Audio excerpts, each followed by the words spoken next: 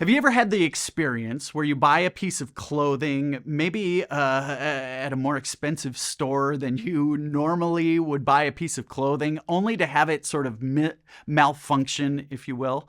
I once purchased a pair of pants, dress pants, at a nice store. I splurged a bit because, if I do say so myself, when I tried them on, they looked really good. I wore them to church, and when I sat down in the front pew of the church preparing for worship, guess what happened? The seat of my pants, they totally ripped out. Luckily, I was able to sneak home and change, but my wife, she would later re-sew the seam in the seat of the pants to make sure the stitching was good and strong this time.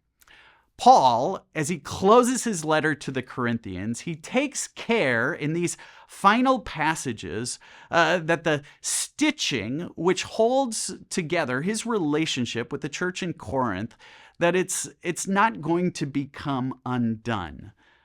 Folks, you have made it. We are in our final day of the walk through the final chapter of the book of 1 Corinthians. I want to say congratulations. I am so proud that you have stuck with it. To be honest, Paul's writings they are really hard to navigate. And if you're still with us, it has taken some tenacity, some patience, and so great job, friends. As Paul closes his letter here to the Corinthians today, he begins this final chapter with a bit of housekeeping. He talks about how offerings will be collected and taken to Jerusalem, and he informs the Corinthians of his plans, the plans of Timothy and Apollos. But after he gets this housekeeping out of the way, it's as if he is choosing his closing words carefully so as to not let the stitching, if you will, that holds together his relationship with the people of Corinth come undone. He begins his stitching with Stephanas and Fortunatus and Archicus. They have brought Paul the letter from the Corinthian church, and they've stayed with him while he's pondered and dictated his reply. Their visit for Paul has been fresh air. Their friendship, their support has meant the world to him. As long as there are people like this in Corinth, the church will thrive. This is the first bit of stitching Paul does in this passage for today.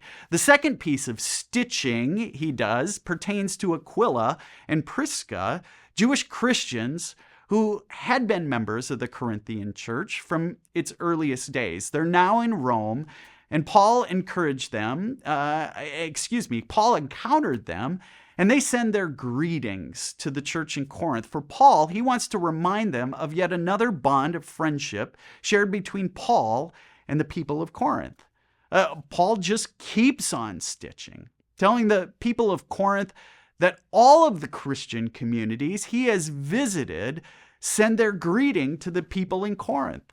Paul wants to remind the Corinthians that they are a beloved part of a much larger family. They are sewn into the much larger fabric of the Christian church, if you will. And finally, he closes with two final stitches, the most important ones for Paul. He says, "The grace of God be with you, and my never-ending unconditional love be with all of you in Christ Jesus." For Paul, God's grace and God's love, these are the stitchings that will never, ever come loose. As we close our final session together, a couple more questions for you. What would you say the stitching, if you will, is that holds together the various relationships in your life? Think specifically about the relationships that are good, but also the ones that are bad and ugly. What stitching holds those relationships together?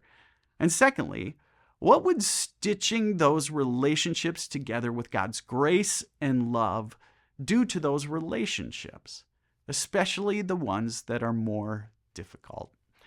Gang, thanks so much for joining us for this study through 1 Corinthians. I'm so proud of you. Good work, and I look forward to our next study together.